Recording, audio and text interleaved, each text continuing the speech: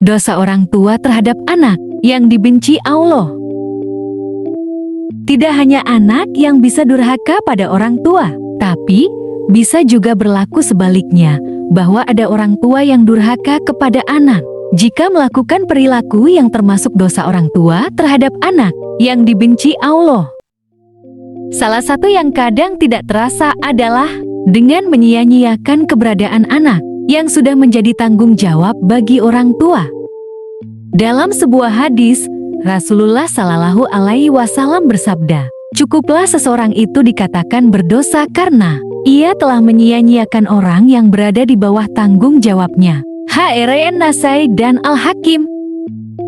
Anak dituntut untuk tidak durhaka terhadap orang tua, sebab ridho Allah berasal dari ridho orang tua. Namun, siapa sangka bahwa terdapat dosa orang tua terhadap anak juga yang dibenci Allah.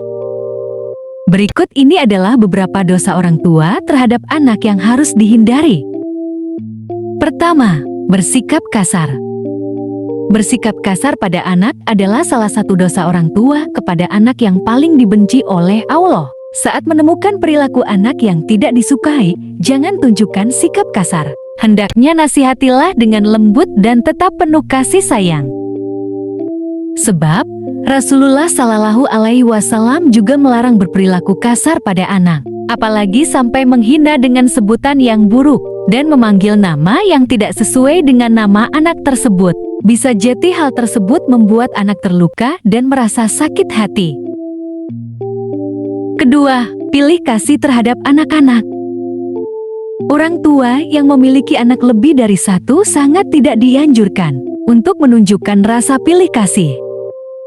Maksudnya, tidak diperbolehkan menunjukkan rasa kasih sayang berlebih hanya pada satu atau beberapa orang, dengan tidak memberi perhatian yang sama pada yang lainnya.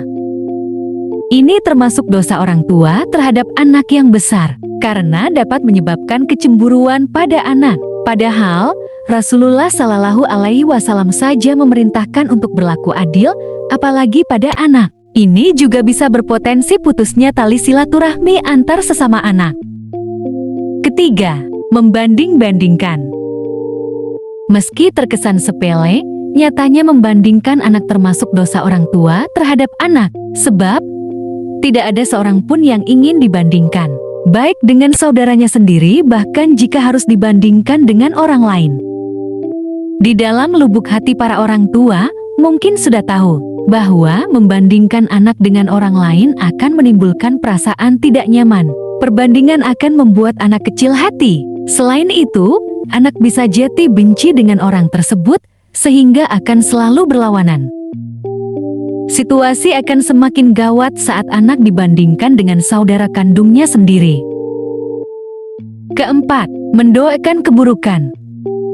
Berdoa bukan hanya di setiap selesai mengerjakan ibadah saja, bahkan setiap ucapan yang keluar dari mulut orang tua semuanya bisa dikatakan sebagai doa. Kadang, orang tua tidak sadar mendoakan keburukan pada anak, apalagi saat anak tidak menurut atau berkelakuan tidak baik. Inilah pentingnya menjaga lisan, apalagi saat berubah status sebagai orang tua terlebih ibu. Apa yang diucapkan dari mulut bisa menjadi doa dan lebih mudah untuk dikabulkan. Ada baiknya saat marah, menarik waktu untuk sendiri, daripada mengomel dan malah mendoakan keburukan bagi anak. Kelima, tidak memberikan pendidikan. Salah satu tanggung jawab orang tua kepada anak adalah memberikan pendidikan yang layak, sebab anak harus tumbuh dengan mendapatkan baik sebagai bentuk kasih sayang orang tua kepada anak. Tidak melulu memenuhi keinginan fisik, kebutuhan otak dan hatinya pun harus diperhatikan. Memberikan pendidikan juga tidak dibatasi dengan memasukkannya ke sekolah. Saat berada di rumah pun, orang tua harus memberi contoh dan belajar bersama meski merasa sangat sibuk. Dengan memberi pendidikan yang layak, orang tua telah bertanggung jawab mempersiapkan masa depan anak. Keenam, menghancurkan perasaan atau kepercayaan pada diri anak. Mengatakan kalimat buruk kepada anak dapat menyebabkan kepercayaan dirinya runtuh. Efeknya pun bisa bertahan hingga ia dewasa. Ia merasa tidak dicintai, tidak mengetahui harga dirinya, minder, hingga menarik diri dari lingkungan sosial. Ketujuh, suka membongkar aib anak di hadapan orang lain. Kadangkala orang tua tidak sadar membongkar keburukan atau aib anak di hadapan orang lain. Hal ini harus dihindari orang tua karena bisa menyebabkan anak menjadi malu dan tidak percaya diri.